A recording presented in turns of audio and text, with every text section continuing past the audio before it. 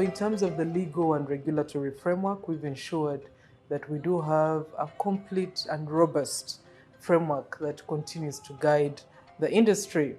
But as part of the legal and regulatory framework development, one of the aspects we ensured we address were issues to do with how we will manage and govern the sector. So arising from that, we did put in place institutions, because I keep saying laws and regulations are only as good as how they are implemented. So in the law, we provided and ensured a clear separation of roles so that we are able to manage and govern this particular industry in an efficient and effective manner. So we did put in place, of course, in the Ministry of Energy, we remained with the role of promotion and licensing for petroleum. And then we put in place a regulator, the Petroleum Authority of Uganda, that handles aspects of regulation and ensuring compliance in the sector. Equally, we put in place a national oil company, the Uganda National Oil Company, which I happen to also sit on its board.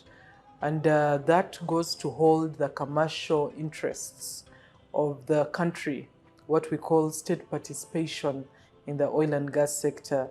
So the Uganda National Oil Company invests on behalf of government in the upstream in terms of exploration and the production, but also in the midstream, oil refining and the East Africa crude oil pipeline.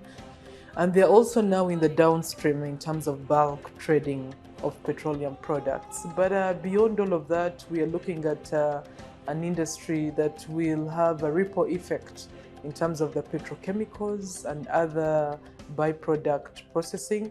So the Uganda National Oil Company is also working to develop the Kabale Industrial Park, which has now been renamed to the Kabalega Industrial Park. So you can see the role of the institutions and the separation of our roles that has brought clarity to the sector and has allowed for the sector to develop unhindered due to that arrangement that was put in place at the time around 2013-2014. So that is on the institutional side. So arising from the National Oil and Gas Policy, which provided a clear strategy on putting institutions in place, we have seen the institutions being put in place and they're all fully functional, and we continue to see their growth.